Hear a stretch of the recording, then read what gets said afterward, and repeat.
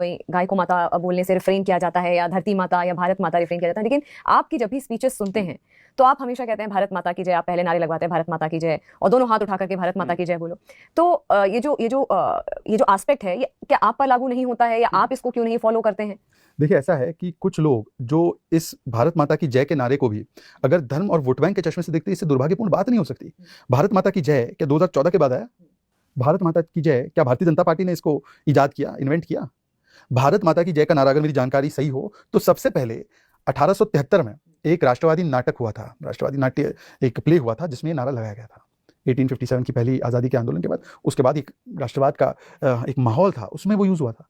और उस समय पर उसके बाद जो स्वतंत्रता सेनानी थे हमारे, उन सभी लोगों ने इस नारे को अपनाया था, भारत माता की जय, इनकलाब जिंदाबाद, जय हिंद। ये राष्ट्र के नारे हैं, ये हिंदू मुस्लिम सब एक साथ मिलकर लगाते थे। तो 1947 तक तो कोई बीजेपी का ऐसे पार्टी तो नहीं था ना, कोई गठन। हमारे लोग अलग अलग तरीके से काम कर रहे थे आज़ादी के लिए, पर वहां पर बीजेपी तो ने उसको नहीं किया। तो जब ये नारा देश का है, ये नारा स्वतंत्रता का है, ये नारा राष्ट्रीय एकता का है, तो 2014 के बाद ये कह देना कि मेरी गर्दन पर चाकू भी रख दिया जाएगा तो मैं नारा नहीं बोलूंगा, भाई क्यों? मादरे वतन जिंदाबाद तो बोलते हैं ना लोग, ये क्या है? वंदे मातरम, मादरे वतन जिंदाबाद, उन दोनों में अंतर क्या है? और इस्लाम में तो मान्यता है कि माँ के पैरों तले ही जन्नत है।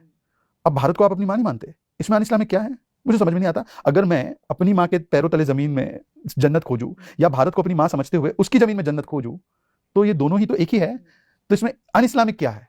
और मुझे नहीं लगता कि किसी भी मुसलमान को कोई प्रॉब्लम भी है। अरे भाई, सबसे ज्यादा गाना अगर स्टेडियम में कोई बजता है तो वो तो ए आर रहमान का रेंडिशन बजता है ना, वंदे मातरम। उन्होंने वंदे मातरम जो बनाया है गाना, उसको कंपोज किया है, वही तो बजता है। तो ए आर रहमान मुस्लिम नहीं है क्या?